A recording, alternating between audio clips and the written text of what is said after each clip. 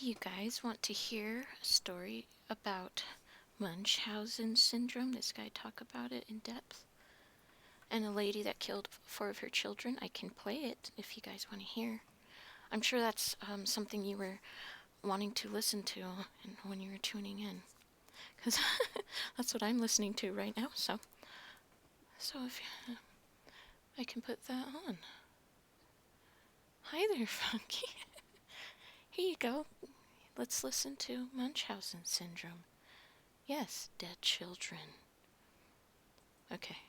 What is considered by many to be the shining example of it, and no, not Gypsy Rose, we'll talk about her later, and that is the case of Mary Beth Tinning. Mary Beth Tinning married her husband Joseph Tinning in 1965.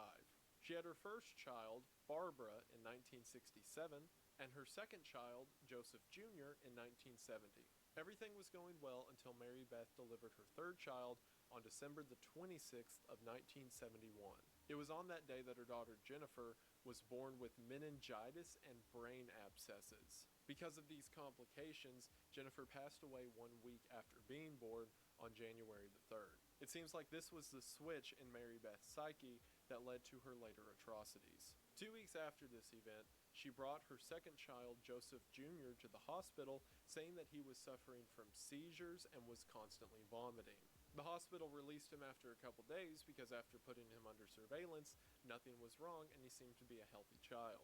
That same day, on January the 20th, Mary Beth brought him back hours later because he had suffered a heart attack. It was too late for the doctors to do anything, and Joseph Jr. passed away. About a month later, on March the 1st, she rushed her first child, Barbara, to the same hospital. Barbara was in a comatose state, and Mary Beth said that she had been convulsing before passing out. Nothing could be done, and after a few days, Barbara passed away, with her official cause of death being listed as Reye syndrome, which is a disease of the brain.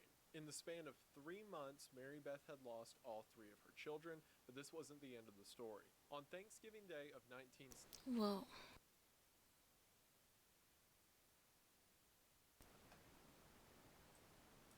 Those are some sick dance moves with that little cat.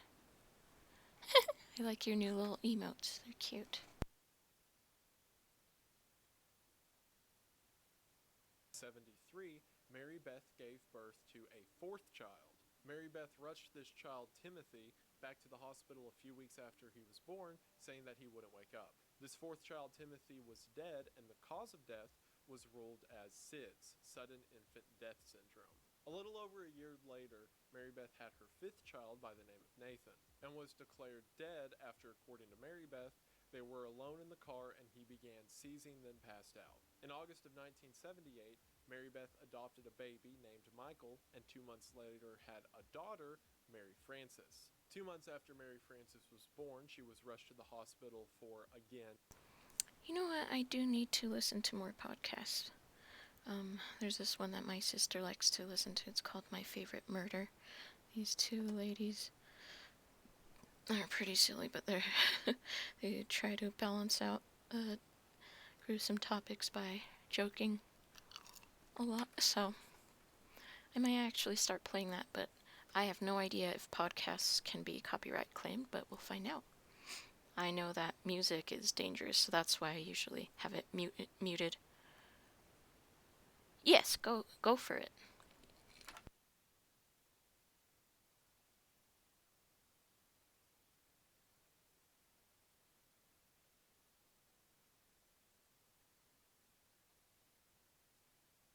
Also, this ground's really gross. It's really dirty, get it? 'Cause it's dirt. Okay. Let's continue hearing about this lady that's killing children. A seizure before she was revived and allowed to return home. 1 month after that, she was brought back to the hospital again for a heart attack and died 2 days later. In the fall of 1979, Mary Beth had her now 8th child, Jonathan, and then a few months after he was born, he was rushed to the hospital for a heart attack and died 8 there after freaking spending 4 children! weeks on life support. And I know what you're thinking. How does one person have 7 children die under the same circumstances and no one thinks to ask any questions? Well, you see, it is true that there are certain genetic disorders that make it very hard for someone with those genes to live past a certain age. The medical community around Mary Beth, especially considering the first death in her family took place while the baby was being born in the hospital, that the children simply had bad genes and weren't cut out to live for very long. This theory was thrown out in 1981 when the same thing happened to her adopted son. Oh, you can share it in the chat here, or you can send it to me through Discord if you want. Michael. The then 2-year-old child was brought into the hospital after he fell asleep and simply wouldn't wake up. This was the first time that the medical community became suspicious of Mary Beth, because up until then it was just a very tragic story of a It's mother fine if you with kill all children your that children, lived but alive. another But now child, that an no. adopted kid died due to a supposedly genetic disorder, that's when people started to look more closely at the case. So Okay. then in 1985, What's that one about?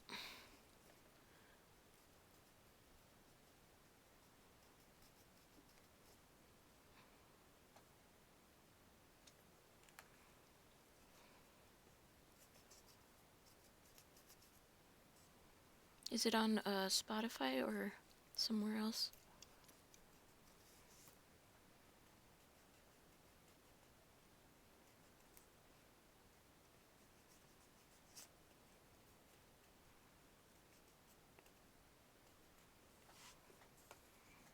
Oh my gosh, that's what that one was called.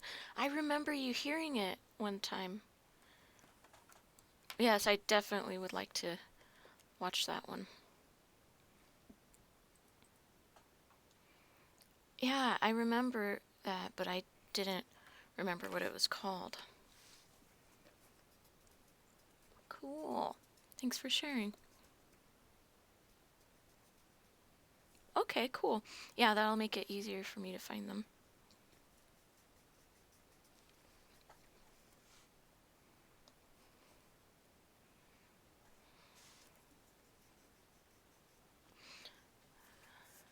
I think lots of them are probably fun to listen through, though, anyway, right?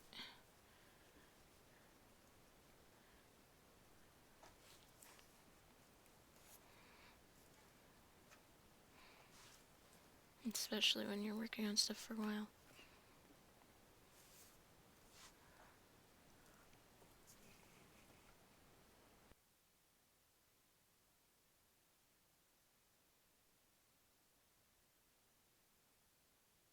whenever Mary Beth gave birth to her 9th child, everyone was watching and waiting for the worst. This child, Tammy Lynn, was born in August of that year, and sure enough, in December, was brought into the hospital after suffering a heart attack. However, this time, rather than what they had previously done whenever the child comes in, Okay. So maybe just fast forward through the ones that are kind of slow. I think I'll do that because I know that while they might have some of their best moments, there's probably some that they forgot, I bet. they see that the heart is stopped and they just declare it cardiac arrest.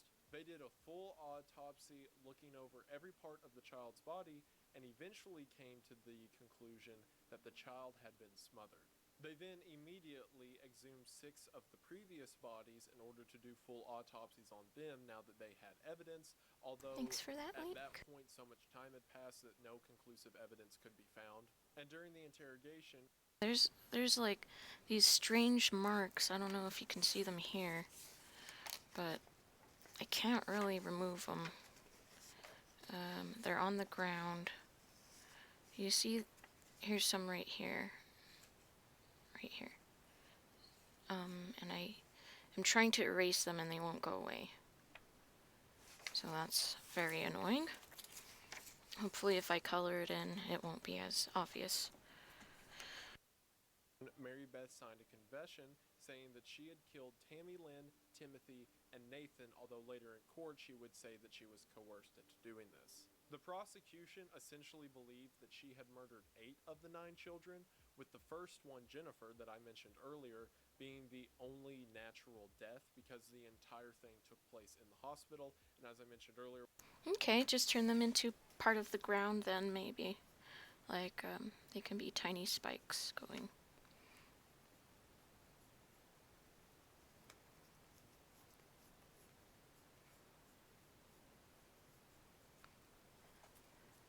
Yeah, I'll do that.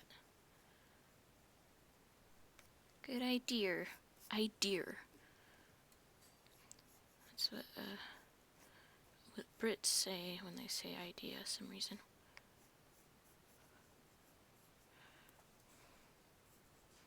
Okay, I'm trying to figure out how to make this the lines of...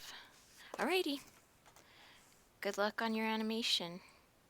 I'm sorry I'm very bad at remembering to check out your stream too.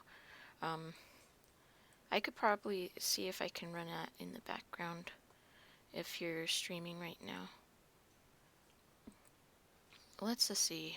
Oh no, you're not. Okay. Well, next time I'll try to remember. Was probably the catalyst for everything. However, she was only ever convicted for the murder of Tammy. Alright, well, good luck with your stuff. I look forward to seeing more of it. It looks like a fun idea.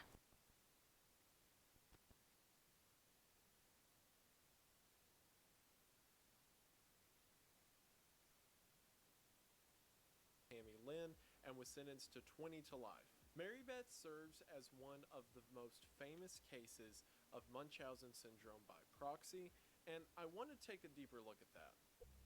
She liked the attention of people feeling sorry for her because she had lost her children. She's an example of what we call the Munchausen by proxy syndrome, in which a parent uses or harms a child to get attention. The core theory that was mentioned in the court and with most people that talk about the case is that during the death of her first child, either she was damaged in some way or experienced such trauma that she became sort of addicted to the thrill of it all. And the reason that she's touted as an example of Munchausen by proxy is because she supposedly killed her children in order to achieve that thrill. But if that's the case, then how is it different than any other form of thrill killing? Obviously, the definition of Munchausen by proxy isn't just anyone that kills for a thrill, because then that would loop in any serial killer or cult leader that did the same things because they enjoyed it. And if we narrow it down to say anyone that kills their own family for a thrill, then that would mean anyone who hated their spouse. Oh no, that is very sad. Soggy bread is not good. Is it some sort of sandwich? Because then you could throw it. Oh, okay, that's fine. Yeah. If you wanted to make the bread a little better, you could throw it on the stove, but that'll take too long, especially when you're hungry. Or parents and killed them because they didn't want to be around them anymore would technically be Munchausen by proxy. You could even bring it down further to say specifically children, but then that would mean that any case of filicide counts. And also, there are several other cases of Munchausen by proxy that do not involve the family specifically. It can be a caretaker looking over people in a hospital, or even through parasocial relationships online where someone on the internet convinces someone else that they're So once you sick. get the I'm going to talk about the specific colored pencil down, you can use this to erase the graphite. But I don't think that this famous case of Munchausen by proxy is actually Munchausen by proxy. See, from the 50s, when this was discovered, to the early 2000s, there was this huge push to call anything that involved child abuse a form of MBP, which I'm going to... What the heck? Why didn't you eat at all today? What is wrong with you? Ow, my back.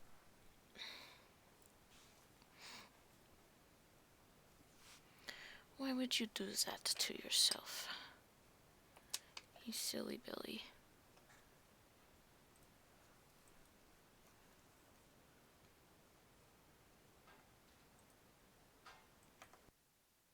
Call it from here on, because Munchausen by proxy is a long word.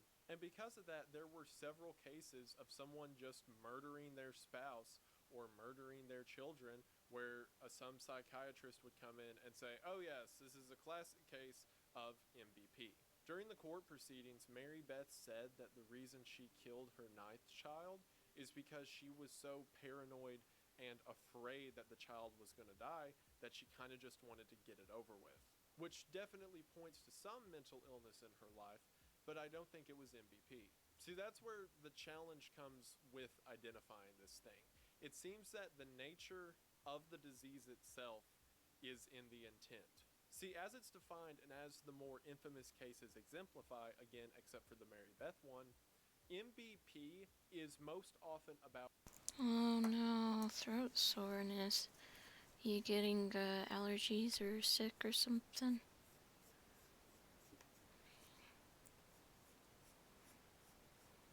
Because that equals time for tea.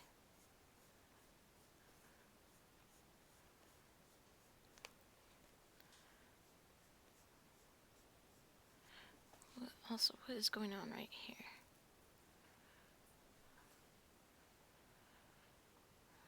I get you though, when you're feeling gross, you don't want to eat anything. That happens to me a lot. Today I ate cereal and peaches, like those tiny little packages. Oh yeah, and so an old cookie with coffee. You know, that sounds like great food. At least a burger has some protein in it. Yeah, and then what's gonna happen if you end up getting sick? Like, who are they gonna get to substitute for you? Because you basically run the place.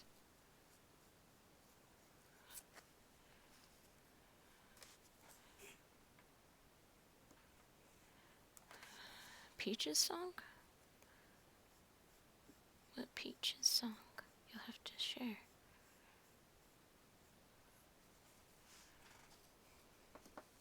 Yes, we are talking about food. He warmed up a soggy burger.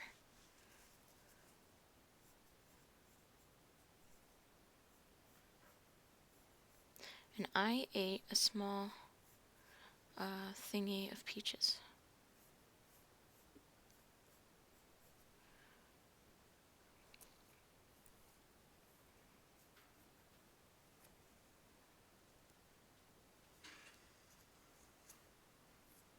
No, I haven't heard that song before.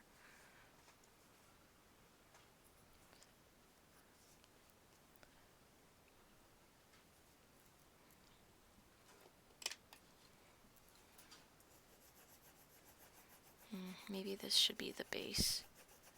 And then I finish coloring on top because the details are disappearing pretty quick.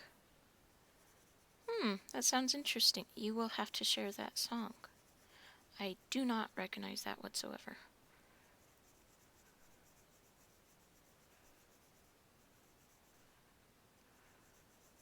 I didn't know the presidents made their own songs about peaches. That's pretty amazing tradition.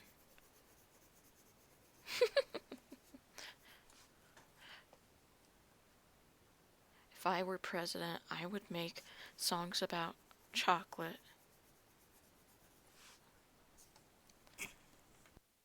Out control. Also, or the burnout that we're happens talking about during the time that someone is made ill. It is about Munchausen. someone affecting a domain that they have control over in order to maintain or secure a massive form of control on it.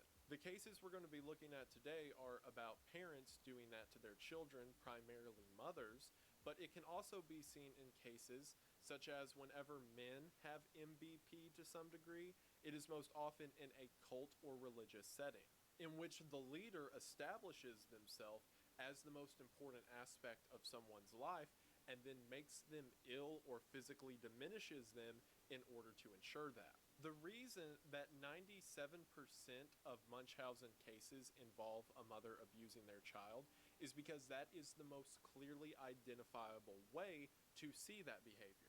For example, I've talked on this channel about the Anthill Kids cult and how Roche Thoreau had tortured these people and literally cut off their limbs at points in order to maintain his status as their leader and father figure. Whenever I would like to keep my legs down to a Say no, household, thank you. that is most often what Munchausen by proxy is. And yes, I'm saying that cult leaders are also a form of MVP, but I guess we're just not ready for that conversation yet.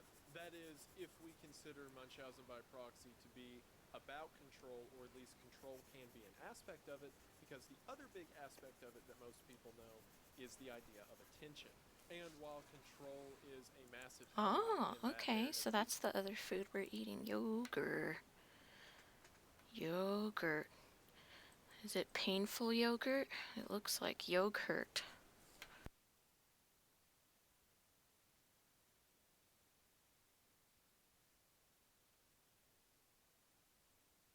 Does it pain you to eat it because it's just too good?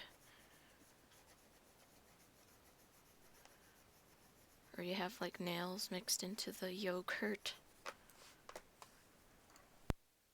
least has to be control in order to keep the facade going. Several believe that the primary incentive for MVP is the sympathy and attention that is given for this person with the savior complex who seems to be caring for an individual. Let's look at an example of that with Lacey Spears. In 2009, Lacey Spears gave birth to her son Garnet Spears, and only Oh no.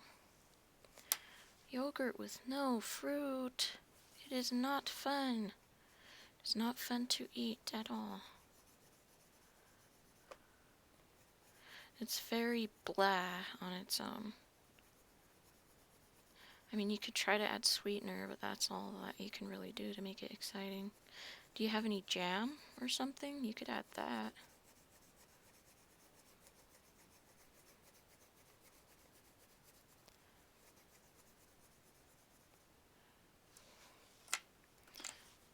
Oh, so I have to wear these anytime I do anything at the computer or drawing wise, because I've got double carpal tunnel. It's also great that I decide to play games even after I'm done doing work at the computer.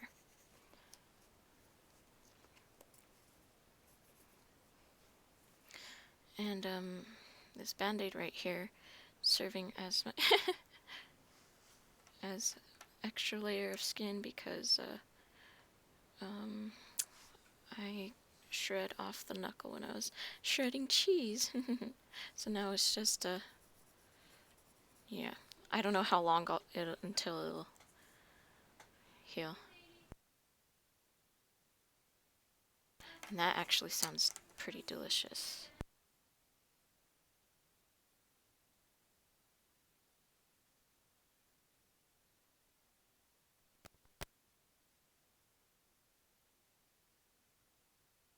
only 9 days later brought him back to the hospital. She insisted that Garnet couldn't eat and was in constant pain. From there, a cycle began of her bringing him to the hospital, saying that he had all of these extreme illnesses that he needed minor surgeries for. And when Garnet was only 8 months old, he had a feeding tube put in because, according to Lacey, she couldn't get him to swallow anything, and when he did, he would just throw it back up. Not only that, but Garnet had a surgery that closes off part of the throat in order to prevent someone from throwing anything up. During this entire time, she had a blog and a Twitter account known as Garnet's Journey that talked about the details of Garnet's stories in and out of hospitals. Over the years, Lacey and Garnet went to dozens of hospitals, with the primary story being that he has some kind of weird food intolerance that leads to all of his symptoms. It was also believed that Garnet had cystic fibrosis, as his sweat tested positive for high concentrations of salt. Around the time Garnet was 5 years old, they began living at a Which cheese are you talking about? Cheddar cheese is definitely my favorite. Although I have tried some other ones that were pretty tasty. I don't remember their names very well. There's so many different cheeses. It's pretty insane. We got a sampler from Costco. And obviously the cheese we didn't like, there was too much of. So that was kind of funny. Right. And we're gonna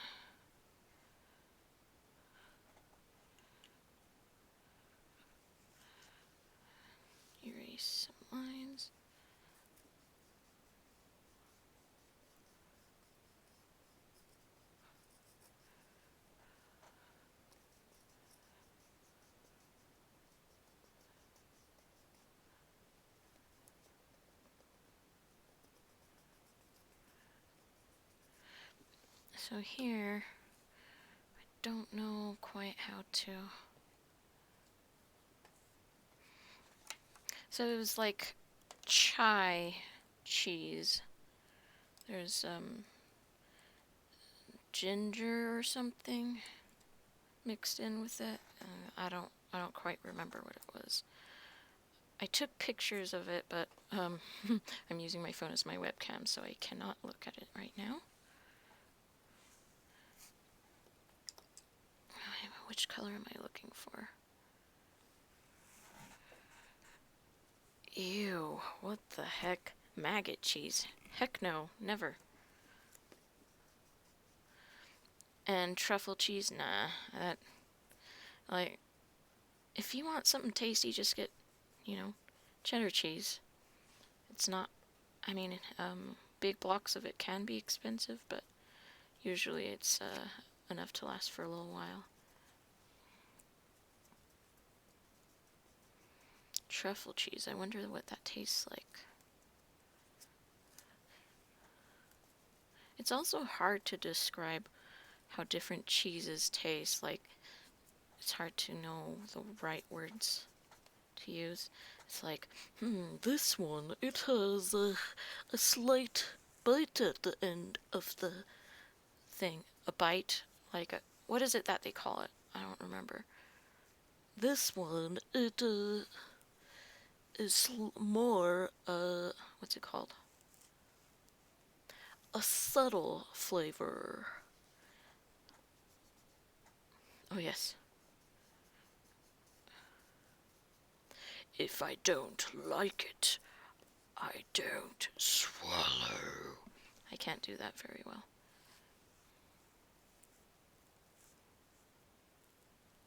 Vanilla blueberry cheese, that sounds delicious. Also, that maggot cheese just sounds like a way to get weird people to eat any rotten cheese they no longer want. And pretend like it's a specialty, but it's actually cheese they weren't able to use in time. Vanilla blueberry cheese. How the heck, where do you get something like that? Uh-oh, my band-aid's kind of thingy.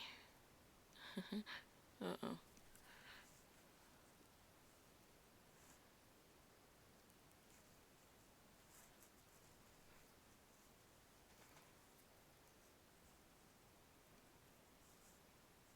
Yeah.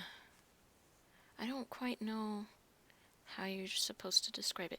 Oh yeah, this one is slightly more tart. This one, so you say sharp. What the heck does sharp mean? That means more intense, more concentrated flavor? I guess that's the best way I'd describe it, but it's like really strange way to describe it. At the grocery store, that sounds good. Apple pie cheese. What the heck? That sounds amazing. Oh, a type of goat cheese. You know what? Goat cheese is pretty good with a bunch of different fruits. Fruits and crackers. Actually, cheddar is too. Cheddar goes well with apples, strawberries, grapes. Hey, give me some of that blueberry vanilla cheese. When we used to go to the Lavender Festival, when I was younger, they would have lavender goat cheese, and it was amazing. That's one of the first times I ever tried goat cheese. Alright, so what's the next layer gonna be?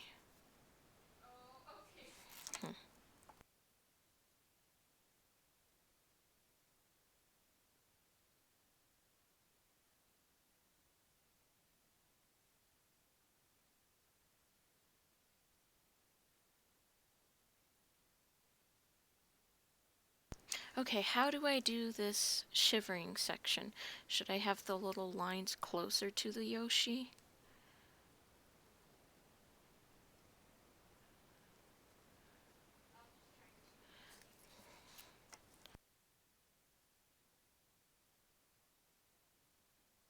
Or shutter, that's what it is. Shutter, shaking.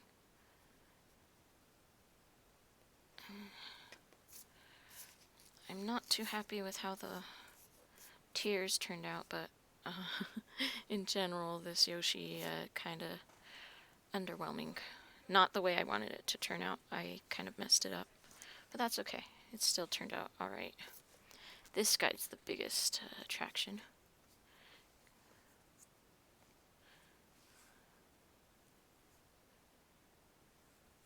Yeah, so I think it's extremely salty. I think that's what's strange about the goat cheese.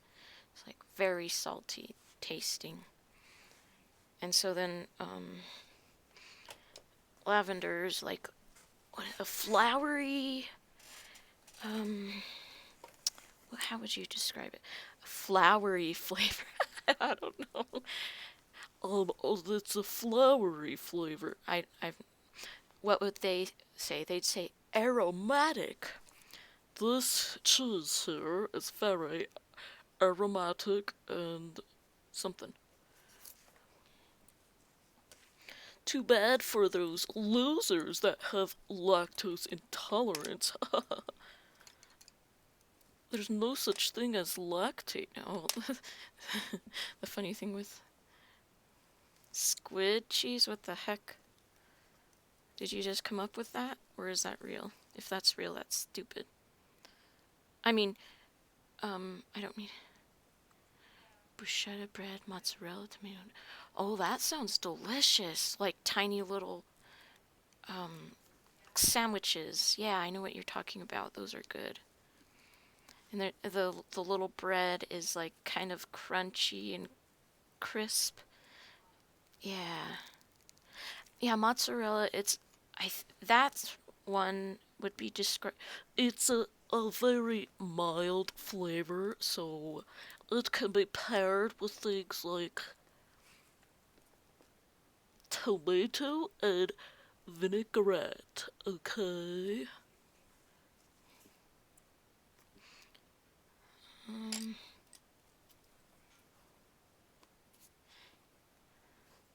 Yes, that actually sounds really good. I'm not sure what that kind of bread is called, though.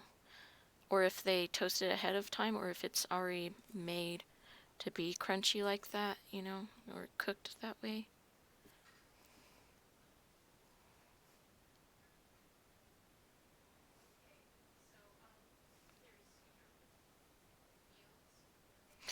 I still don't know. Cheese stuffed squid.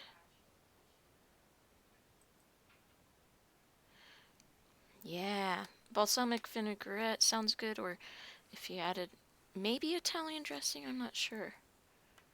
Yeah, that would probably be a good substitute, too.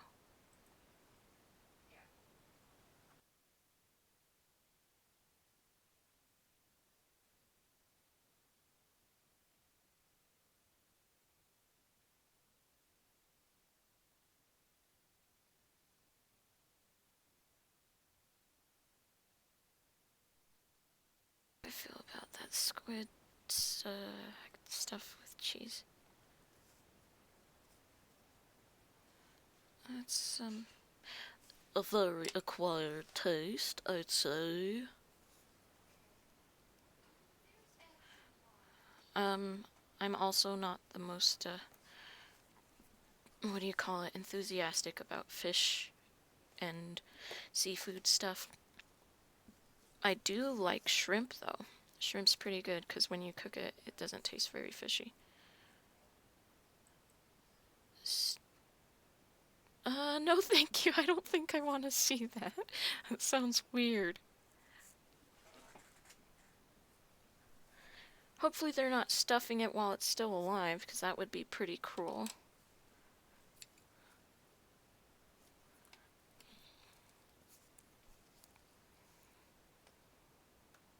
Because I remember seeing those mukbangs where they season octopuses while they're still alive by adding stuff like salt and stuff. And what's creepy, oh my gosh, the creepiest one was I think they were tiny squids, and you could see them like wriggling and stuff, and they can't scream because they don't have vocal cords, but imagine your whole body burning and you're getting chopped up and you can't say anything.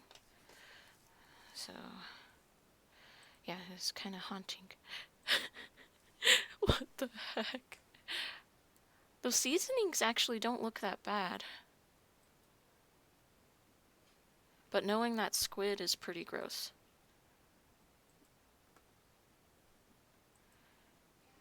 Yeah, that's actually why why that the idea of eating squid creeps me out, especially with those evil people that do that. Yeah. Yes, that one girl that just kept doing that. I don't know if they ended up banning her or not. I hope they did.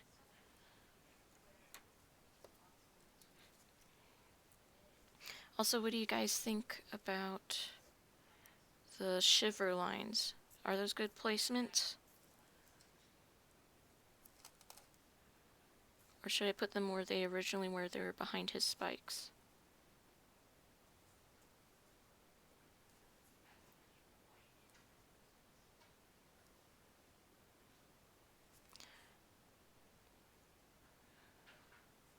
Ew.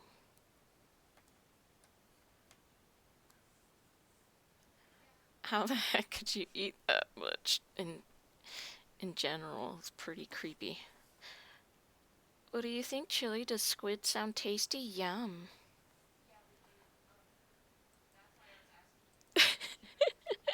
I like watching people review them so I don't have to watch the whole thing. I think it's both sad but also funny how much Nikocado has become a meme. One around his tail? Okay, so like... It's a little bit harder to... Oh, like back here. There. Okay, good idea. Alright, so I think they should not be just straight lines or like just curve. The wiggly lines work better. So what kind of things do you watch for the cringy mukbangs?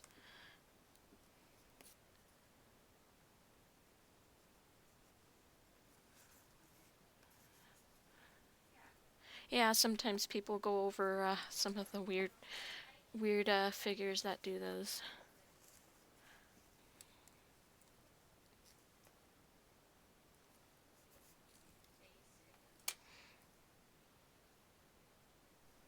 What was I? Oh yes, I was adding this back in. So something I need to figure out here is how do I make these squiggly lines still show once I color everything in? The way the smoke works is because I used a lighter color that was able to blend on top of this layer. Oh yeah, the mouth sounds. I know what you're talking about. Mouths are pretty gross.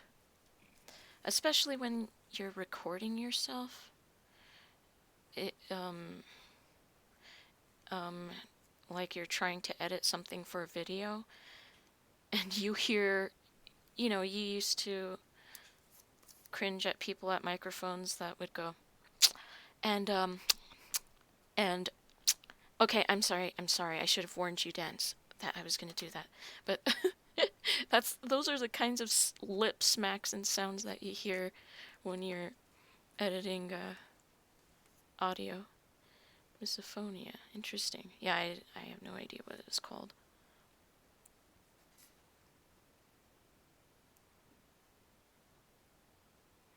Okay, so this is the exception where I'm putting some graphite. Mostly because for some reason this black colored pencil is not getting as sharp as I want.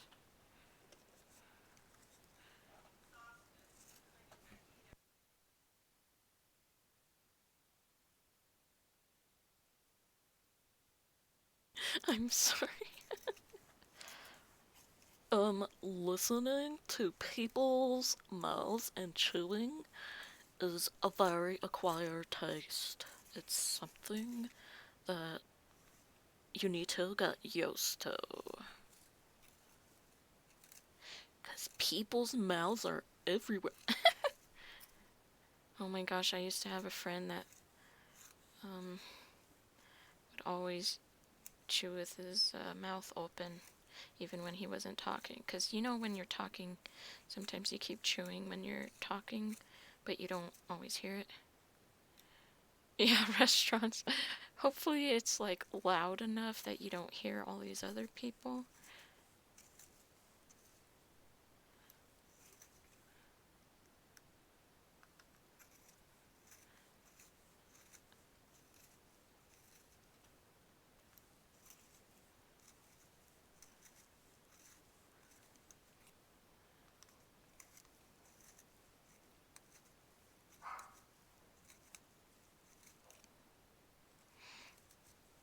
Okay, I think I've got this good sharpness. Okay, good. Just enough people yapping and stuff.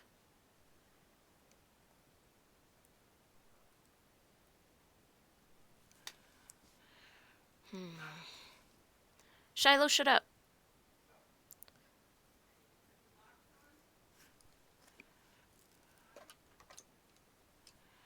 At stands?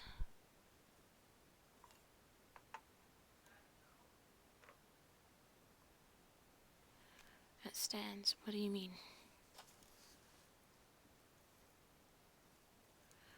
Stands.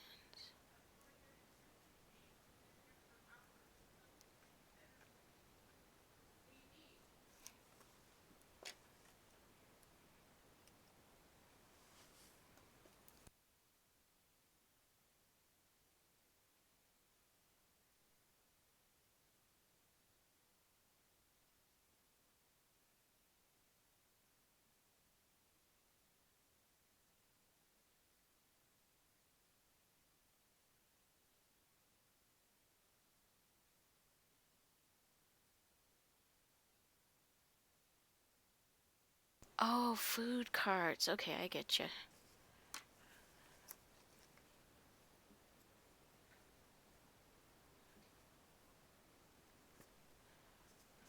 Yeah, okay.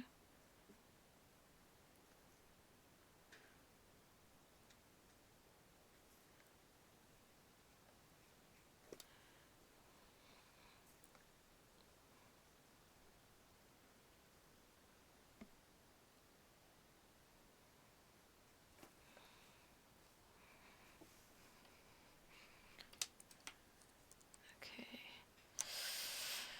Let's see, what am I doing here? So maybe if I go over these with black lines, it'll stand out more in the background. But we'll find out. I need to get that dark gray color though. Yeah, mouth open chewing is definitely hard to handle. And, you know, you don't want to make them upset, but at the same time, it's excruciating to listen to.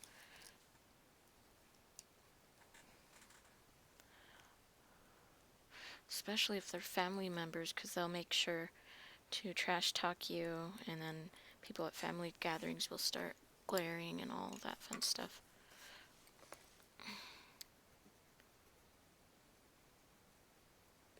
How dare you be so rude?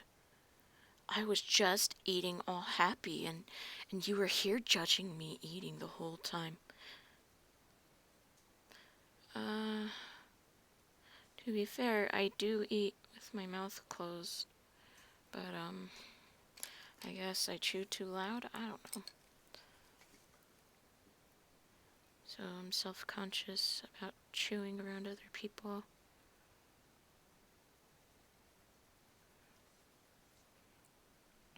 And, yeah. Also very messy eater.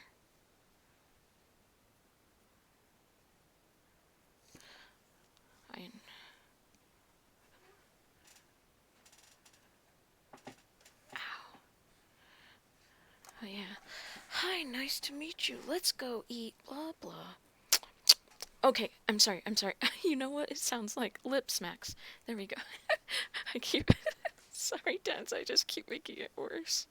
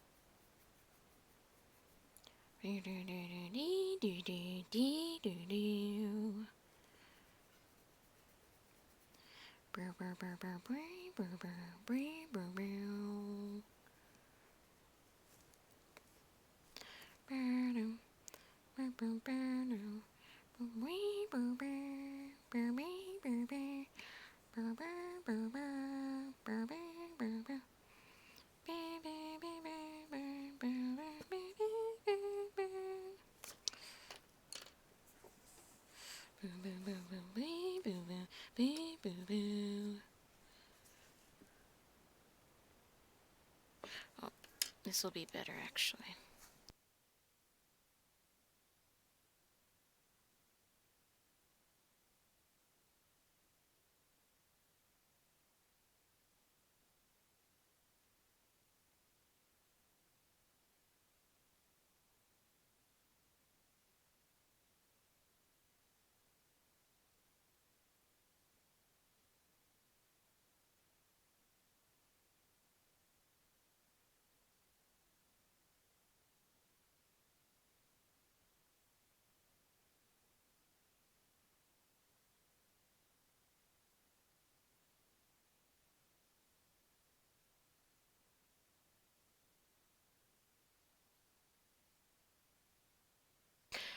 Oh, yes. I pick out tomatoes in everything I eat too. The only time I don't is if like it's a pizza with the tomato, like sun-dried tomatoes as part of the sauce. Actually, that's not true. I like picking those off too. So, yeah, tomatoes are not a hit with me either.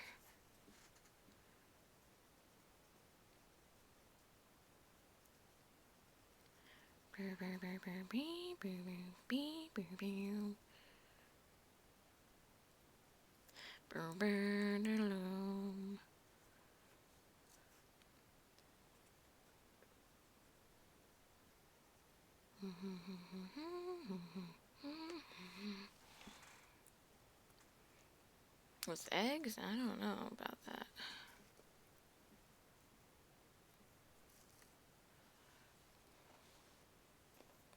Also, speaking of eggs, do these eggs look scared?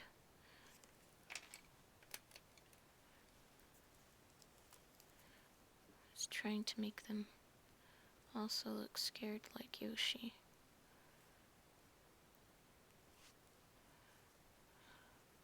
Yeah, sun-dried tomatoes on pizza.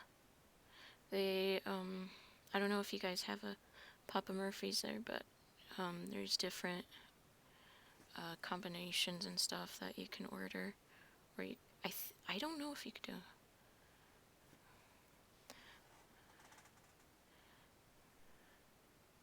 Okay, so they do look pretty scared then.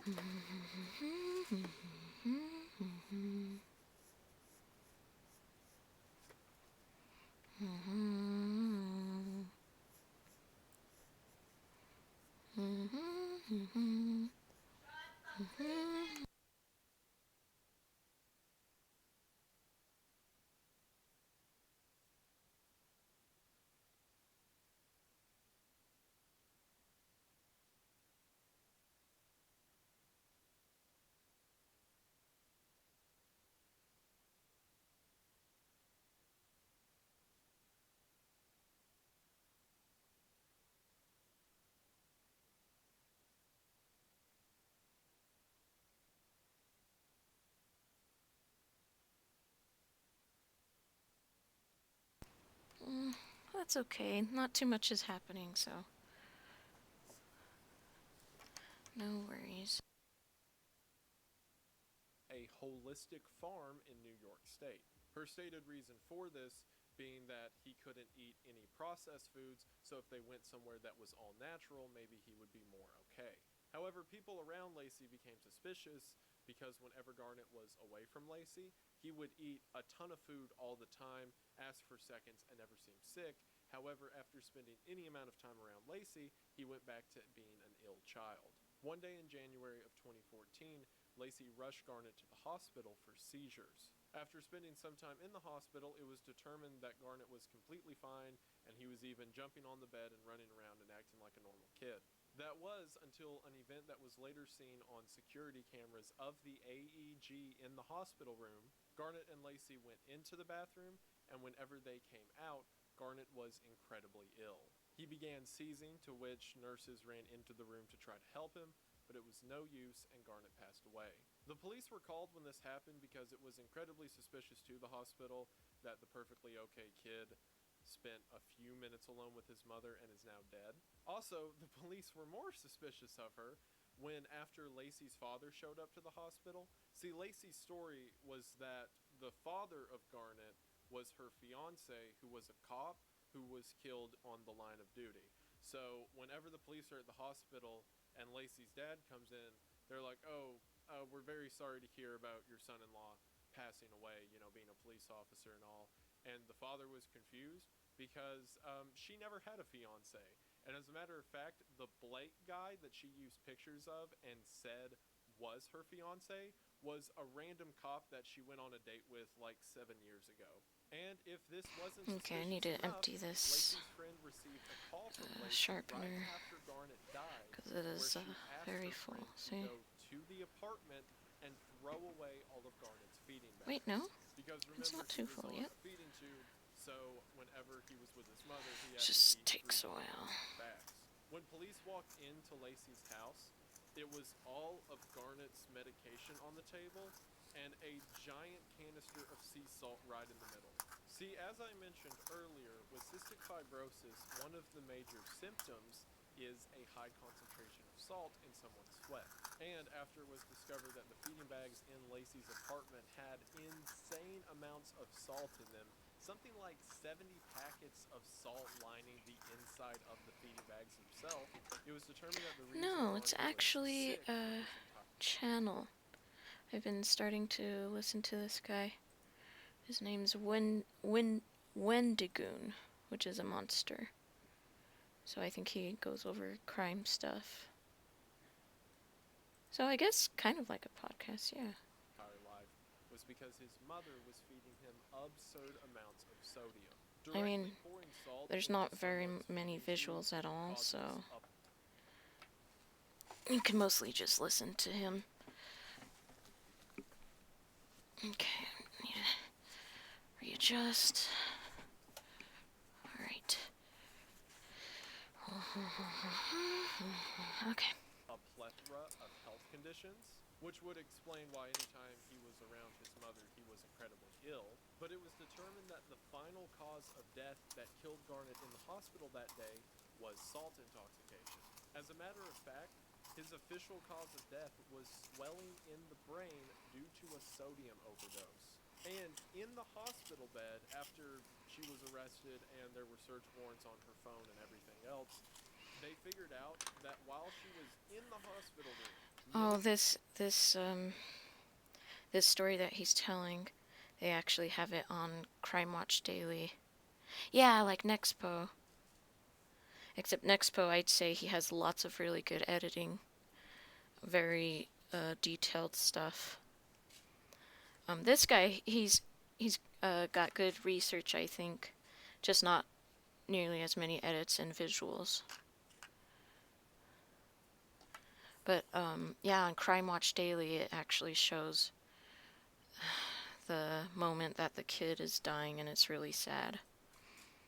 So, and because she removed it so that he couldn't throw up, and his body was trying to throw up, but he couldn't because she closed up his throat. And so, because he couldn't throw up, he couldn't get rid of the excess of salt in his system, which is really sad. She, she figured a way to, yeah. Oh, the school, starts with an E. I know what you're talking about.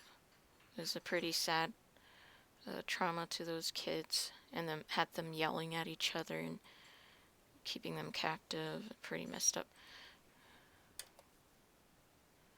It's just so bizarre. What are those schools called? They're like, I don't remember, but yeah. Minutes before Garnet died, she was Googling on her phone things like salt poisoning and how much salt to kill someone and blah blah blah. So she had been poisoning with salt for years in order to make him appear Okay, ill the lead just and came off cause again. Let me symptoms see if I that got were distinguishable a to similar other color in this cystic other box. fibrosis. So if she's telling the truth on that, she's probably telling the truth about other stuff wrong with him. And then there in the hospital, she overdosed him, which ended up killing him. Here's the thing. I don't think, and I don't mean this in a morality way, not like this exonerates. Those look close. I don't think she meant to kill him that day from like a purely objective basis. Like essentially her son was her toy. She used him in order to get clout Yeah, this is online close enough. and to appear interesting and garner sympathy from strangers and all that. And I think the reason she was Googling that on her phone is because she was like, oh man, if we leave the hospital now and he doesn't look sick, that's going to look really bad on me. So I'm going to get him super sick, like to the point of death, and then they'll all believe me, which is almost arguably worse. To which she was convicted for the murder of her son, and the judge during the court proceedings even said that she had Munchausen syndrome by proxy. Instead of nurturing and protecting a beautiful child, you subjected him to 5 years of torment. No, it was her son that she did this to. She, what would happen is she would force feed him through an IV tube, but the tube was actually full of stuff that made him sick. And so then, when she would leave, the poor kid was so hungry because she wouldn't allow him to eat what she didn't give him. And he would just eat a ton of stuff. When she was saying that it's because different foods made him sick. But that's not what happened. And so then, they'd keep going to the hospital with different illnesses he had. But most of his illnesses were created by her. Like she put cocktails in whatever she was putting into him so that he would stay sick. And then they had to bring him to the hospital at one point. I don't remember what this last reason was, but they're like, he doesn't seem that sick. And so then the nurses left for a little bit, and then while they were gone for like maybe 3 minutes, she went into the room and injected him with saline, like a concentrated dose of it, and that's where he died from salt poisoning because it swelled his brain and stuff. But yeah, like I was saying, the moment that it happens is very sad to watch because, normally you're like, ew, I hate throwing up, but it saves your life when you're poisoned like that. and because he wasn't able to get rid of the extra salt, and he just died instead. Poor kid. And it happened immediately after she was in the room after the doctors had done tests, so that's how they knew she was the one making him sick. But yeah, she would move from place to place so that they wouldn't get caught. Once people started getting, what do you call it? Suspicious, yeah.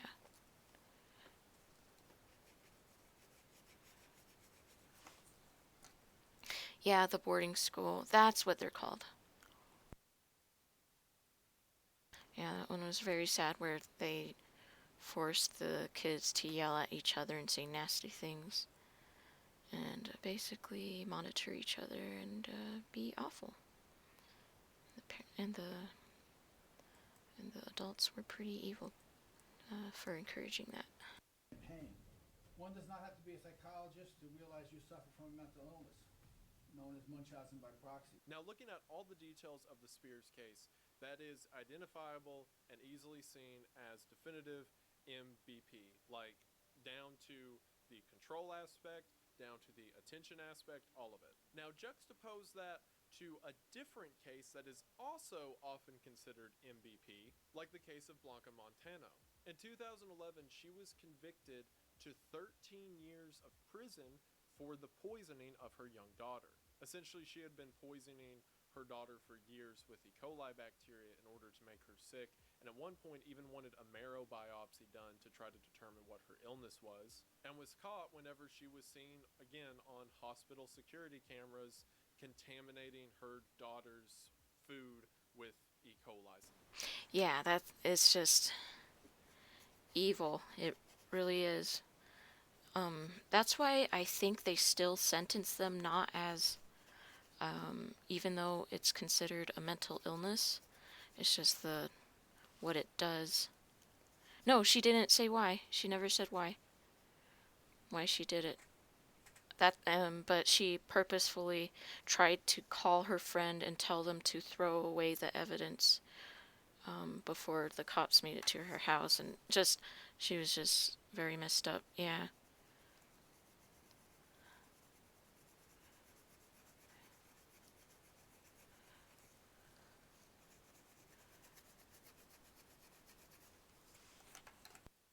And so I guess he's talking about how to determine the differences between that and other crimes. I'm not quite sure. So that's called Munchausen's by proxy. Munchausen's is when people get themselves sick just to get attention, and then this one is by proxy is when they're doing that to their kid to get attention.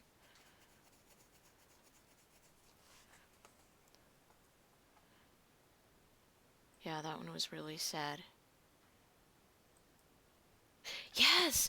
I can't believe nothing happened for that guy that was killed. It makes no sense. Starts with an E. I bet you anything I would look it up.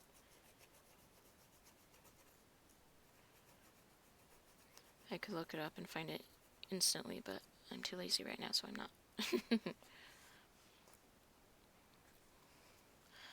Also, I think I might do the background first before I finish coloring the foreground. That way, if there needs to be any blending, I could do that.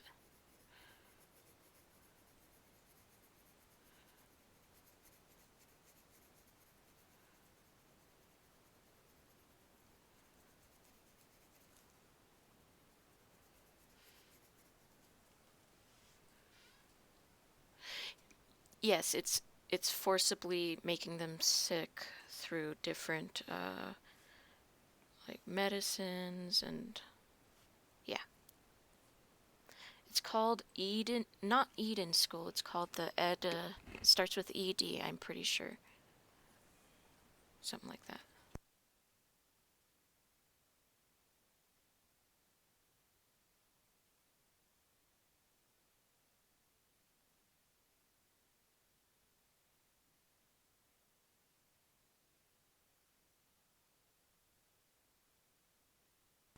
Elan School, that's what it was. Okay, definitely not ED, but it was with an E.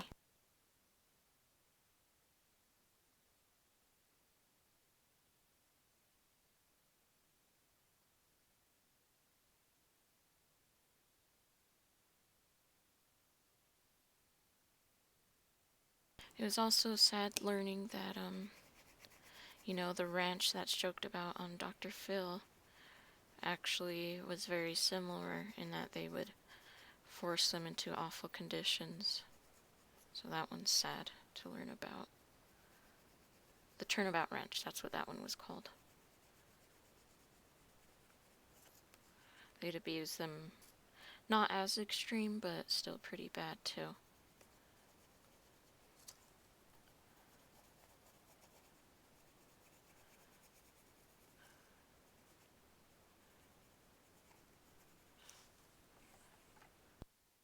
Samples. It was determined in the court trial that followed that she was doing this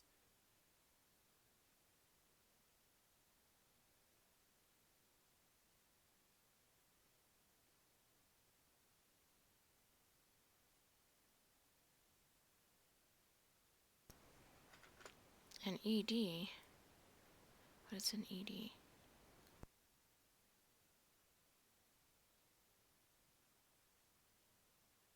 Oh, it's called Turnabout Ranch, but that's pretty funny.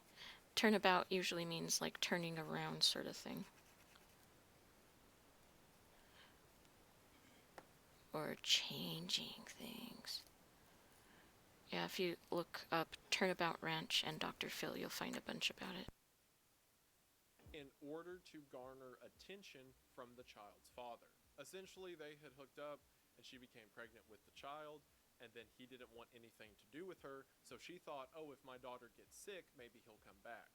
While absolutely tragic and evil, this is often considered a case of Munchausen by proxy, and I don't think it should be.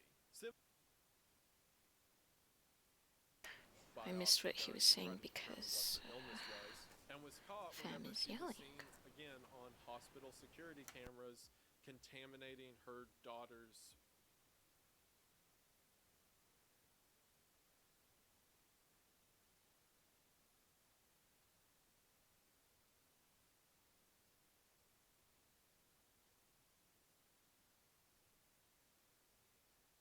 Yeah, so it was kind of like to correct bad behavior, rebellious children, kids that were doing drugs. And the sad part is these are parents sending them that really have tried their hardest and can't do anything else that they can think of.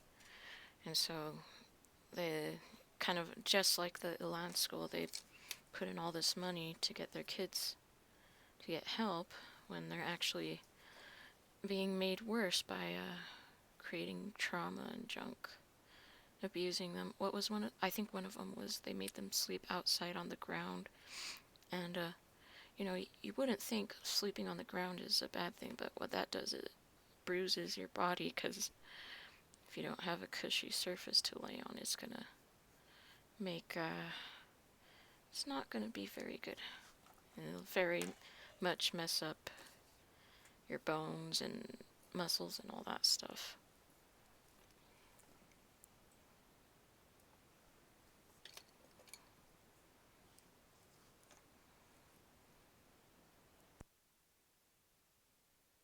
food with E. coli samples. It was determined in the court trial that followed that she was doing this in order to garner attention from the child's father.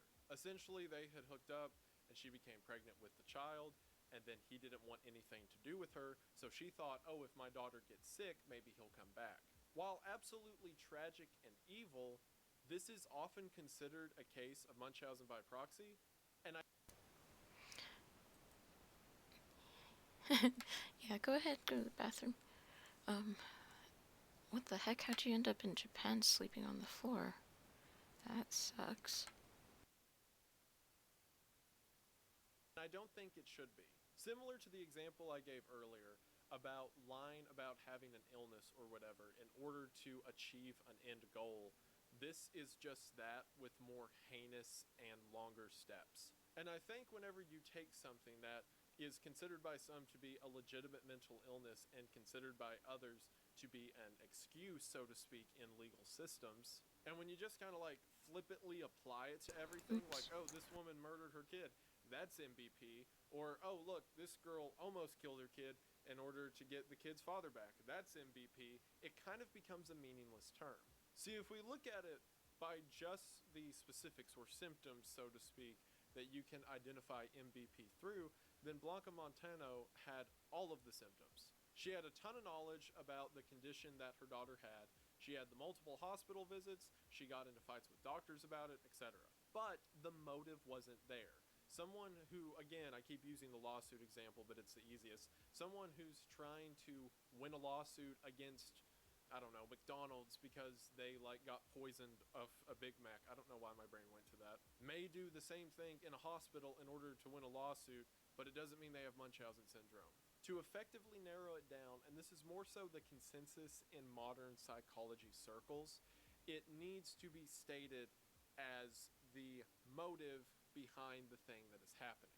And because of that, you may be asking yourself, or just in general, if you think this video is dumb, you may be asking yourself, well, why does this matter? Why does it matter what MBP is, or if it's misidentified, or given the wrong attributes, or whatever? Like, if it's just a means to an end, then why should anyone care? If someone poisons their child, and we're all like, oh, but then they're like, but they poisoned their child by proxy, do we all go, And while it may not matter on an individual basis, like, if someone's poisoning their child, then they're poisoning their child. I don't care if they have like an affinity for it, get the child away from them. But where it absolutely matters is in legal cases. Because depending on how we define it and how we attribute it as a mental illness, it could imply that it is a mental illness that the very presence of suggests that the individual is guilty. Think about it. Imagine if you have someone who is standing trial because they supposedly abused their child. And if the evidence is kind of in the middle and the jury's essentially hung on what the verdict is, but then you have a doctor come in and say, oh, well, they give the symptoms of having Munchausen by proxy. Well, then that would mean that the very existence of the mental illness means they're definitely guilty. And as I mentioned earlier, the very concept of this mental illness is a little shady in itself, because if it is something that person is preconceived to, then that would theoretically mean that they would have a more lax treatment in a court of law. It's primarily the latter point, as well as the fact that MBP is a rather recent discovery and has, like, circumstantial evidence at best for it existing, that the American Psychology Association has never officially named it as a mental illness. At least they've never named it by name, but I'll talk about that in a bit. Really? That That's previous point that I strange. mentioned, that its presence implies guilt even if guilt is undecided, led to a ton of controversy in the 90s and 2000s. Primarily due to a doctor by the name of Roy Meadow.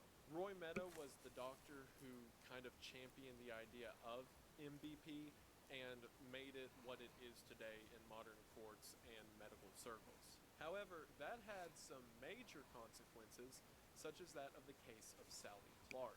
In 1999, Sally Clark was convicted for murdering her 2 children.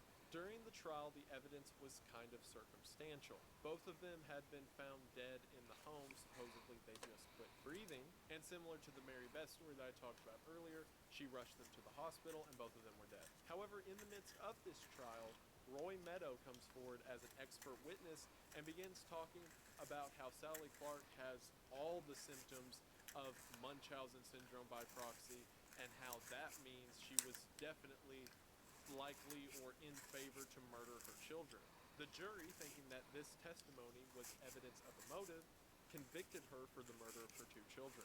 3 years later, lab tests were done, and it was determined that the children died due to a rare illness. And then even more tragically, due to all of the shame she received during this, 4 years later, Sally Clark died due to alcohol poisoning. Oh, Because that of poor this, Roy lady. Meadow She was was misdiagnosed then. That's very awful.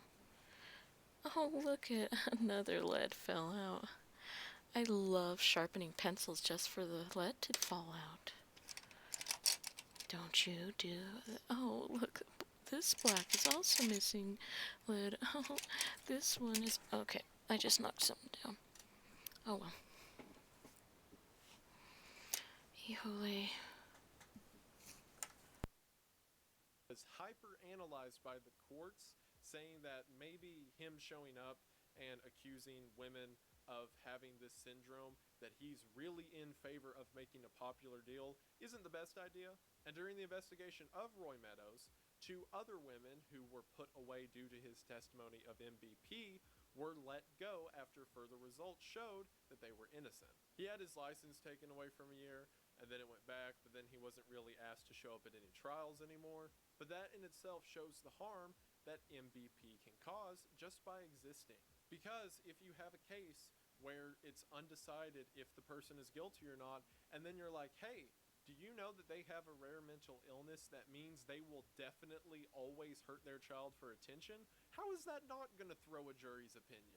It was because of this Roy Meadows drama that in UK and Australian courts, Munchausen by proxy is legally not a medico-legal entity. Medico-legal, that's a great word. In other words, within the courts of the UK and Australia, Munchausen by proxy legally does not exist. It can be used as a description of one's behavior, but not as a diagnosis or entity itself. The reason for this being, MBP is essentially all the motive someone would need. The example that the courts use is like this. If you have a doctor who goes forward, say there is a mother who murdered her child, and the doctor is talking about how, oh yes, well, the child was asphyxiated, and this is the symptoms that prove it, and this is the logical evidence that shows what happened to the child, and blah, blah, blah. That is all in the realm of physical facts and biological details, etc. But then, if you consider MBP to be a mental illness, and then you have the same doctor go, yes, and the mother absolutely has MBP. That is the motive being shown through a kind of hazy, technically factual mental illness, meaning that a motive can be derived from logistics, and that's why British courts kicked it out. In other words, it can ruin a trial because someone with MBP will always harm a child. And also through this entire video, I've used the example of a parent and a child because that's by far the most common example. But like I mentioned, it can also be done with things like religious groups or nursing providers or elder abuse, etc. But because of everything that I just mentioned, if Munchausen by proxy is real, then it is an illness without innocence. Because if you have it, then you've absolutely done the thing that you're being accused of. And again, this is the reasons that most of the courts kicked it out, and it's the reason the United States is not even considered a mental illness.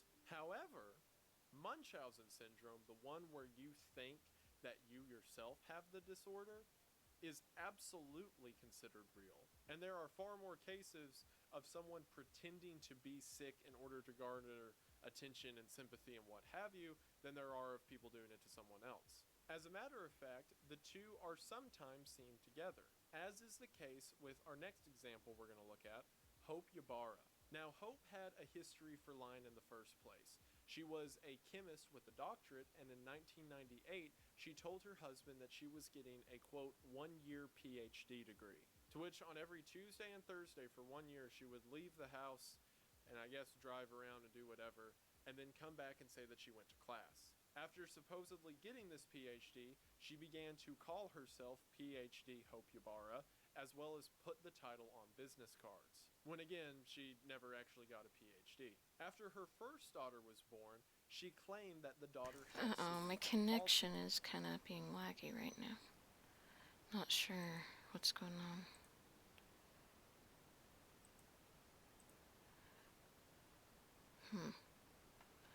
I don't know.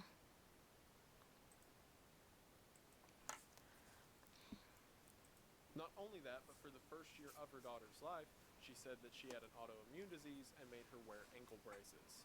However, a year later, when her second daughter was born prematurely, that took all of Hope's attention. So much so that she simply took the braces off the first child and said that she got over it. In 2001, Hope said that she had been diagnosed with bone cancer. and for the next 8 years began to perform acts that showed symptoms of the illness. She would leave the house and shave her head and eyebrows and tell people she was going through chemotherapy. She would make up stories about how it was spreading to other parts of her body but was leaving in some areas, and constantly kept her health in a sort of teeter-totter. She moved to Alabama for 8 months, saying that the region had a special treatment that was only available there. She even learned sign language and had a cochlear implant installed because she said that the cancer was affecting parts of her brain and was eventually going to cause her to lose her hearing. She even had this entire story that she was pregnant.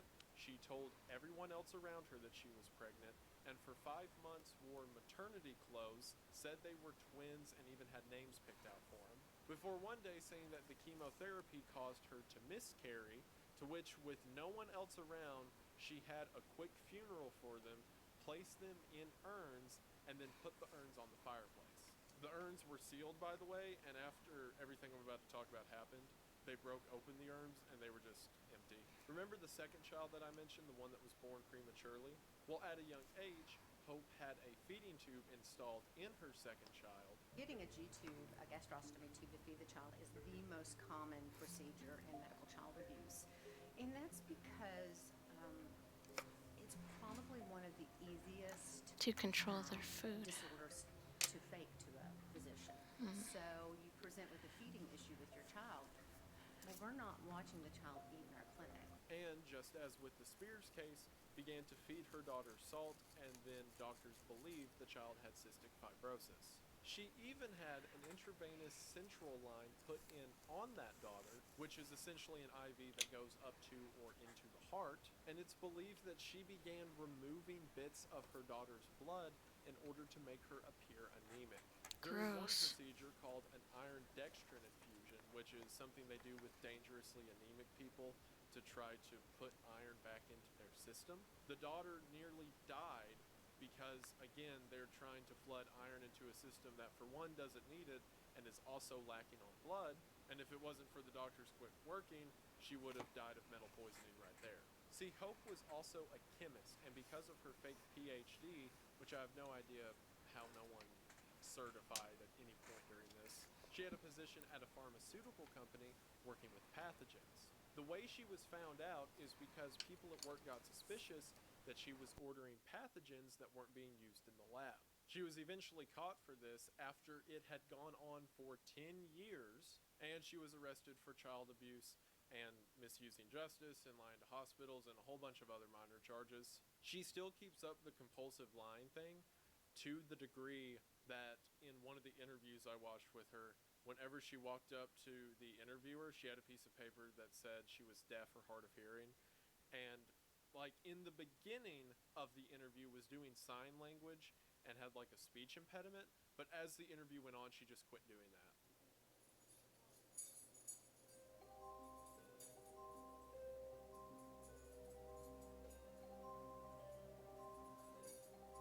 What a strange lady.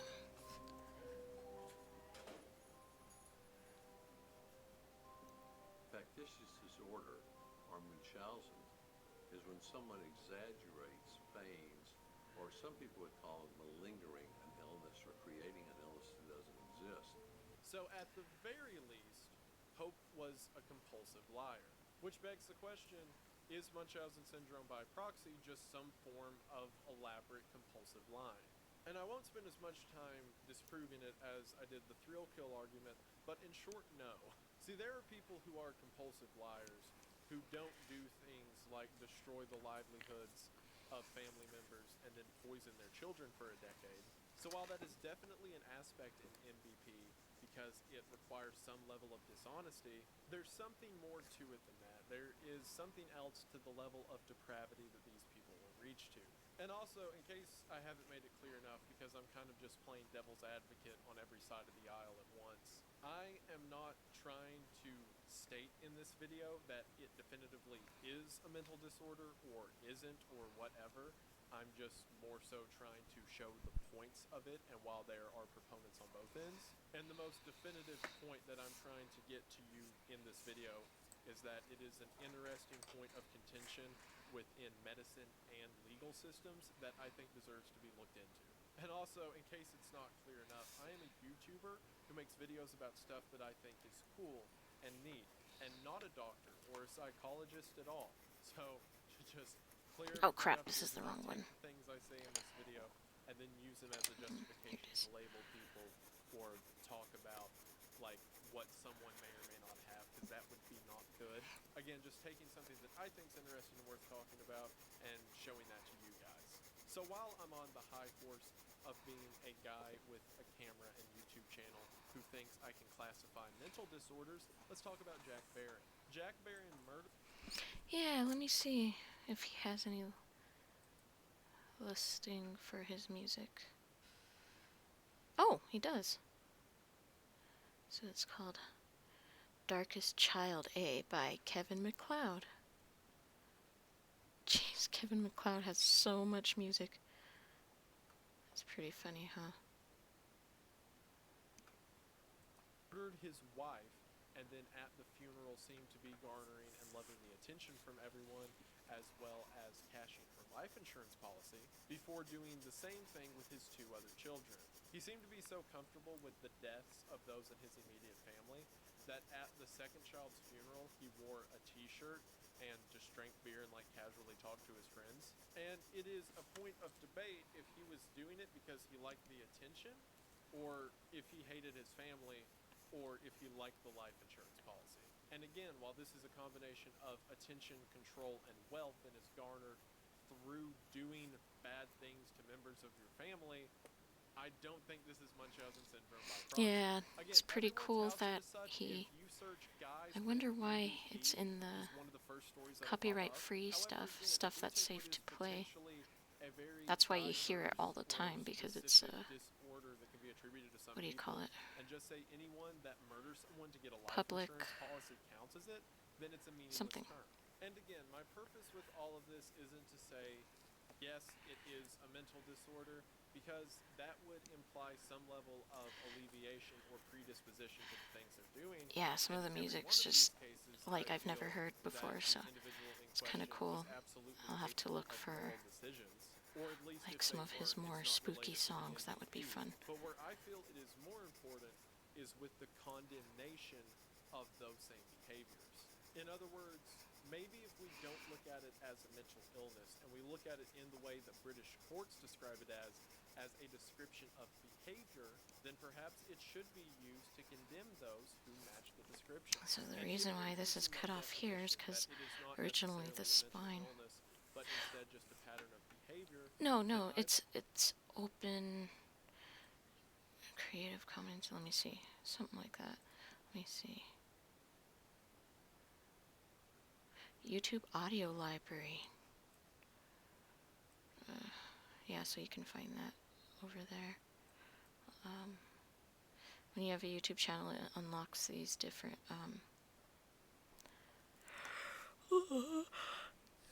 sorry, it unlocks this library where you can look through. I actually downloaded a lot of electronic ones that sounded fun to probably use in videos, but we'll see. Also, might need to make food soon. Do you have food? Hopefully you've eaten. I'm not sure what time it is there right now. It's probably like breakfast time, huh?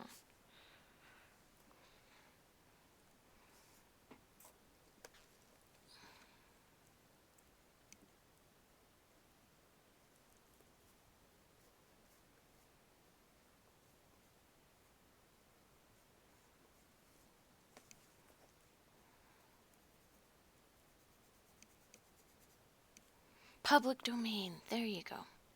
Thank you. I don't know why I went blank on the name. What the heck? What are you doing awake? Crazy, go to bed. I mean, if you don't have to go anywhere tomorrow, that's fine. Yeah, it's close to dinner time right now. It is, let me see, 6:19, so that would be in a 24-hour clock. So, So 12, 13, 12 plus 6. So 1800. 1819. That's what it would be.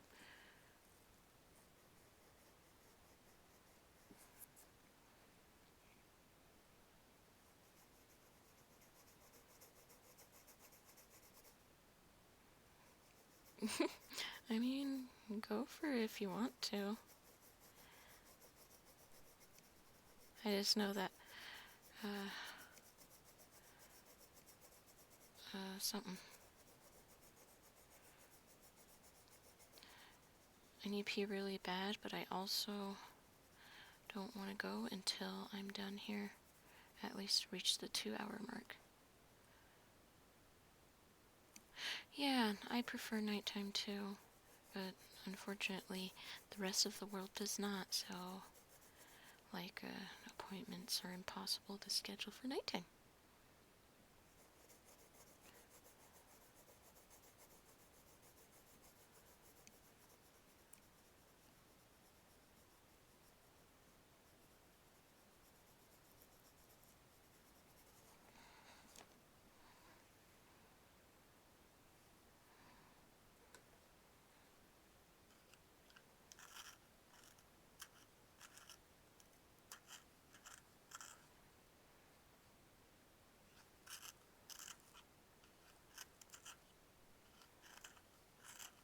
Society. Yes.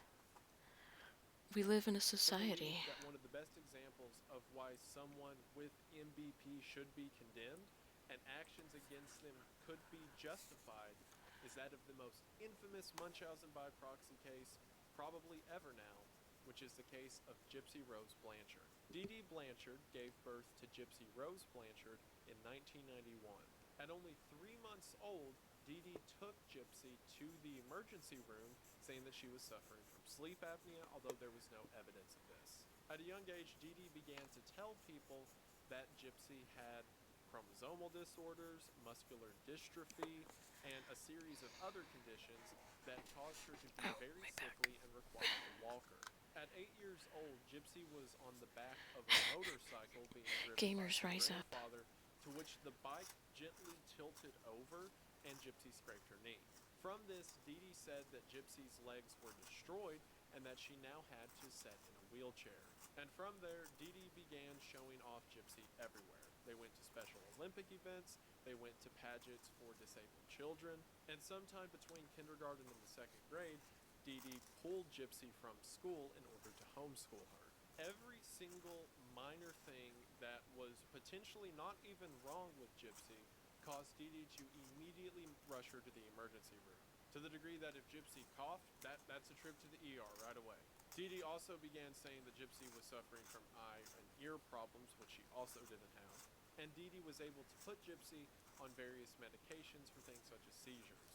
Dee Dee and Gypsy were victims of Hurricane Katrina, and because of it, they lost their homes as well as all information about their previous lives. Because of this, Dee Dee That's was able to sneaky. change their She's able to do more abuse to her child because they didn't know how much crap she pulled. names and fabricate an entire medical history. As a matter of fact, her name wasn't even Dee Dee Blanchard. That's a fake alias she gave herself in order to get in and out of hospitals. Her real name was Claudine Pitry. And from there, they became a massive news story. See, to everyone else who was watching, Gypsy... Yeah, most of the time I see it used, ironically.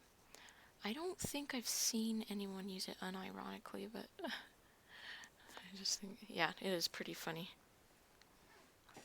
So, Hurricane Katrina wiped all their records so that no one knew that she was abusing her kid, and all the hospital records. She was a child with various medical problems who lost her home in Hurricane Katrina. And because of this, they had a house built by Habitat for Humanity. They had several stays in the Ronald McDonald House. They went to several Miranda Lambert concerts and got to meet Miranda Lambert because of Make-A-Wish. And the Make-A-Wish Foundation also sent them to Disney several times. During this entire Sneaky. time, So she Gypsy's father kept abused her kid so that she could get all this special treatment. Pretty messed up. wanting to come meet Gypsy, and Dee Dee just told him not to come around and stay away, normally by lying and having to reschedule and other complications. But at the same time, Dee Dee was telling everyone else that Gypsy's father was an abusive alcoholic who they were in hiding from. Whenever Dee Dee was eventually confronted by the police about changing her alias, her story was that they were hiding from Gypsy's abusive father, so they changed their name in order to protect themselves. Yeah, She it's would pretty also do messed up. And things that like poor shave kid, she Gypsy's looks head, so, as well as even lie to her I mean, about her own obviously age. unhealthy because Like of on what she Gypsy's did. 18th birthday, her father called to wish her a happy birthday, and Dee Dee said, "Don't tell her that she's 18, she thinks she's 14. And everywhere they went in public, Dee Dee would attach a feeding tube and oxygen tank to Gypsy's wheelchair. Keep in mind, through all of this, she didn't need any of it and was perfectly capable of walking, and Dee Dee simply managed to make Gypsy play along through physical and verbal abuse. Poor Gypsy thing. would later say that anytime they were in public and she would say something that implied she wasn't that sick, her mom would squeeze her hand or kick her under the table, and then whenever they got home would physically beat her with a coat hanger or Oh, yell poor at her saying thing. that she was being a terrible daughter. There were various minor surgeries too that Gypsy didn't need she was given, such as a bar placed in her mouth because the seizure medication she was taking caused her to lose her teeth. Her salivary glands were removed What because the heck? She made her remove some teeth? What a freak. her mother said that she was over salivating, which, according to Gypsy later, every time they'd go to the doctor, Dee Dee would rub like this tar in her mouth that would make her salivate more. Oh, that's so The rude. salivary glands were removed. She even had two. What the heck? How the heck are you supposed to eat or do anything without your salivary glands? That makes no sense.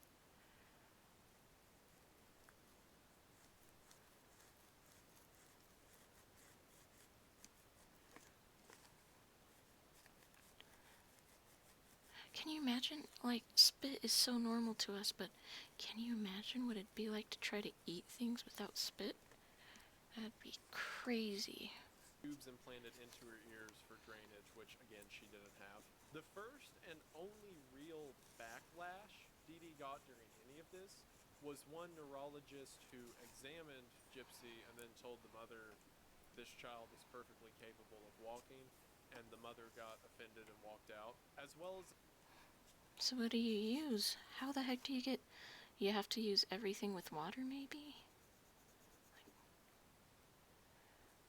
Oh, really? Interesting.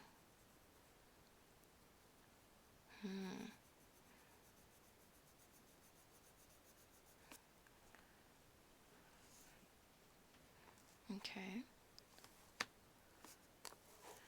But what did he do to eat?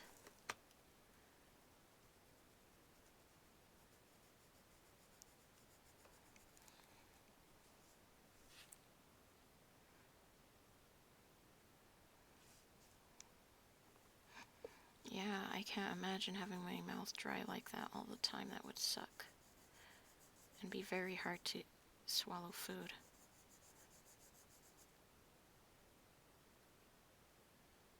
But the insides are... What do you mean? Okay, so you have to use a lot more water to swallow things then. Okay.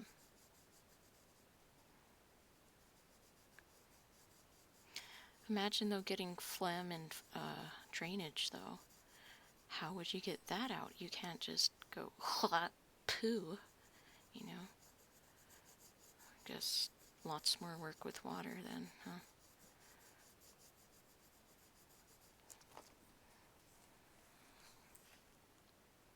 Was an anonymous call that was made in 2009 to the police department saying that Dee Dee was not her real name, and also she is just making the child pretend to be sick and she's not actually sick. To this day, no one knows who that call was, but whenever the police went to Dee Dee and confronted her, the police said that, yeah, this looks like a sick kid. And then Dee Dee gave the whole story that they were running from an abusive husband, and the police just didn't look into it anymore. Things began to culminate as Gypsy got older. As a matter of fact, one of the only things that Gypsy had any say in was her internet activity. One year she went to a convention and hooked up with a boy that she had met online. Dee Dee... What? How did I scar you? What did I say? I'm trying to think, what did I say? Oh, yeah, imagine allergy season, that would suck.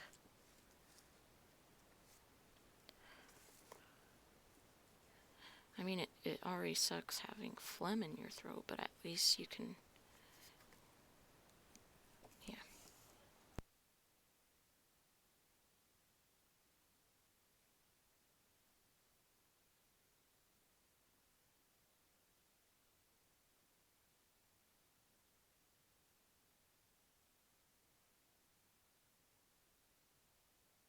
I'll be right back.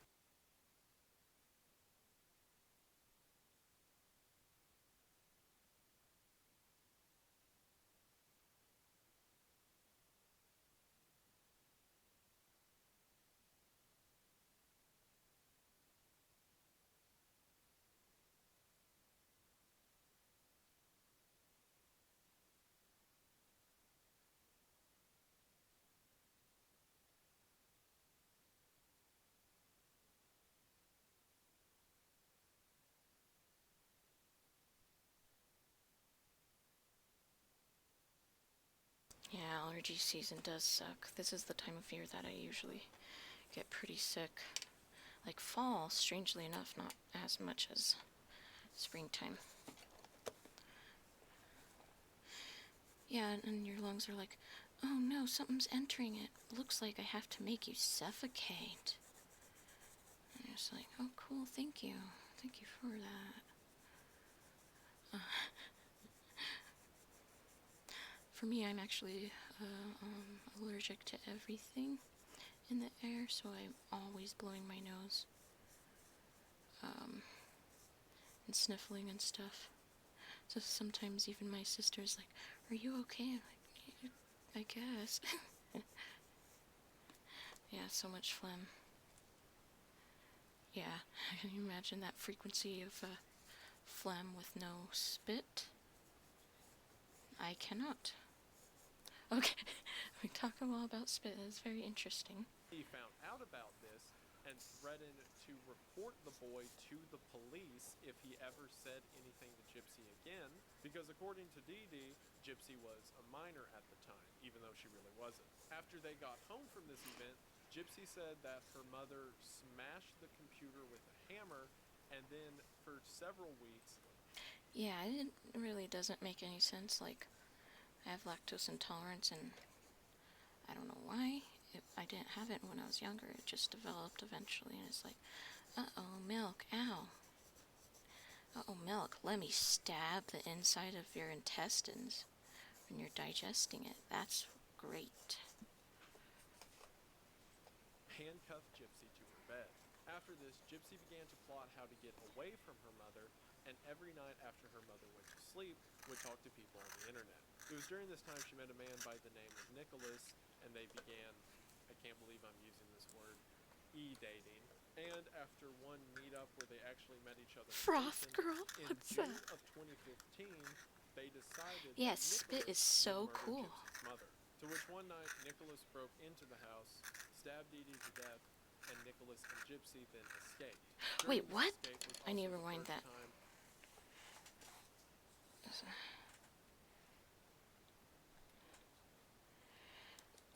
See, that one, I'm not sure, because not everyone's lactose intolerant. So, wouldn't everyone be lactose intolerant if that were true? culminate as Gypsy got older. As a matter of fact, one of the only things that Gypsy had any say in was her internet activity. One year she went to a convention and hooked up with a boy that she had met online. Dee Dee found out about this and threatened to report the How boy dare to the you police if have he ever sex with said the boy? anything What to is Gypsy wrong again, with you? because according to Dee Dee, Gypsy was a minor at the time, even though she really wasn't. Even though she was After over they got home 18. from this event, Gypsy said that her mother smashed the computer with a hammer, Whoa. and then for several weeks handcuffed Gypsy to her bed. Oh my After gosh. this, Gypsy began to plot how to get away from her mother, and Handcuffed. every night after Can her you mother imagine went being to sleep, handcuffed to your would bed talk to people on the internet. for It was during weeks? this time she That's met a man scary. by the name of Nicholas, and they began, I can't believe I'm using this word, e-dating. And after one meetup where they actually met each other in person, in June of 2015, they decided that Nicholas would murder Gypsy's mother. To which one night, Nicholas broke Oh. into the house, death. Okay, so her online boyfriend killed her abusive mom. Very interesting. And Nicholas and Gypsy then escaped. During this escape was also the first time that Gypsy had been in public without her wheelchair since she was 8 years old. Eventually, the two of them were caught, Nicholas getting the brunt of the punishment as he was the one who actually carried out the murder, with Gypsy being I don't understand why he thought that was weird. Oh. No sé. sentenced to 10 years in jail. While speaking about her mother in an interview she did with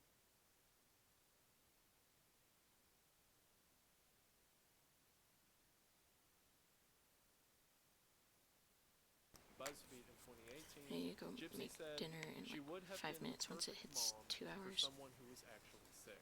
So again, speaking overall I'm about gonna rewind it MVP, for something real quick. with Gypsy being sentenced to 10 years in jail. While speaking about her mother in an interview she did with BuzzFeed in 2018, Gypsy said she would have been the perfect mom for someone who was actually sick. So again, speaking overall about MVP, if it does exist, then Dee Dee Blanchard is the textbook case. She managed to control every aspect of Gypsy's life. She benefited from it financially, and she garnered all the attention she wanted during this time. Not only that, but she didn't kill her daughter and seemed to continuously use her as a tool to achieve her desires. So I'm if gonna this make is some the true, undeniable tacos case with of MVP, then let's ground ask beef ourselves, and if beans. MVP serves as a mental illness, does that So I might actually. So I'm not sure if I'm gonna do corn tortillas or just. Okay. What is with all the lead breaking today? This is fun.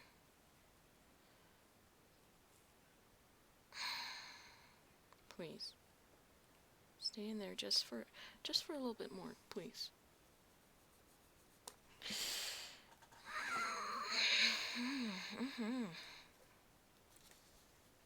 Cool. This is the 1, 2, 3, the fifth piece of lead that broke. Hole. Oh well. Yeah, so don't know if it's gonna turn into taco salad, so I'm having lechuga, a bunch of, instead of queso, I like to say cheso. I know it's stupid, but whatever. And we've got some salsa and chili. I cannot eat hot stuff very well, so I will not be partaking in that part, but yeah. Use some taco seasoning. Unless I want to be able to have my friend Zach eat some, then I can't use taco seasoning because it's held together with flour, which is not good for. Yes, I am very glad I have spit. I am blessed to spit. Blessed spit.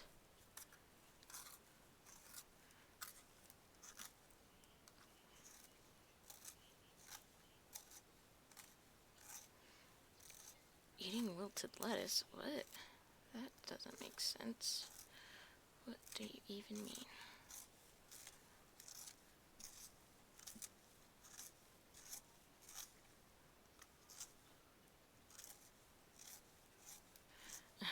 Please, I just want to finish this picture. Yeah, right.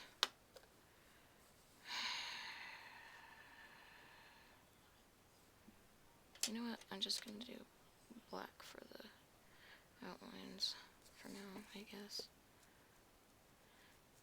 Let me guess, this let's gonna break too. Oh yeah, wilted lettuce is all dry, yeah.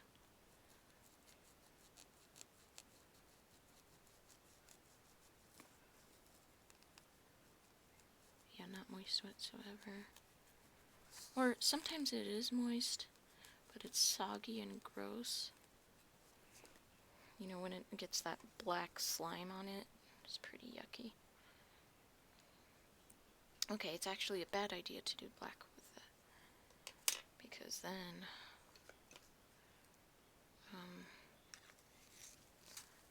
that'll take away attention from this guy.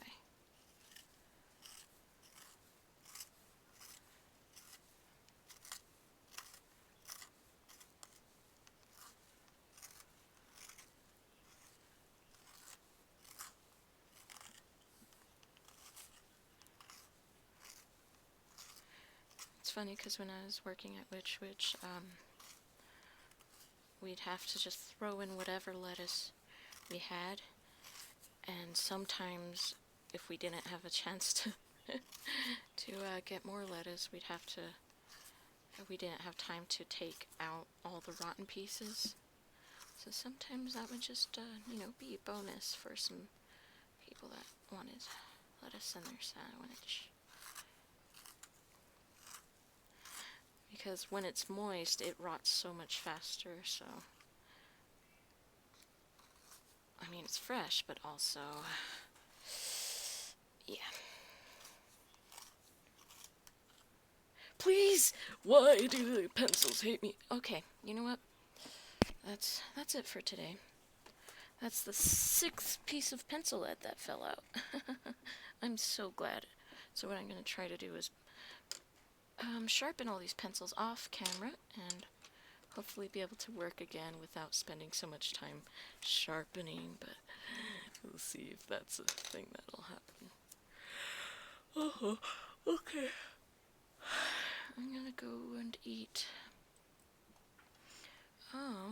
Thank you guys for stopping by. Tilt the pencil, yeah, I'm sure that'll...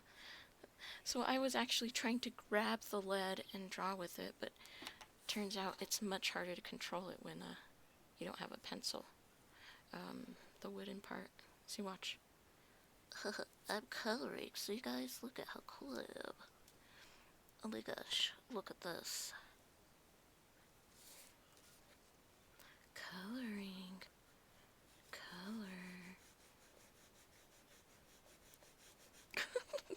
I can't really use it at all. What the heck? Later, gamers.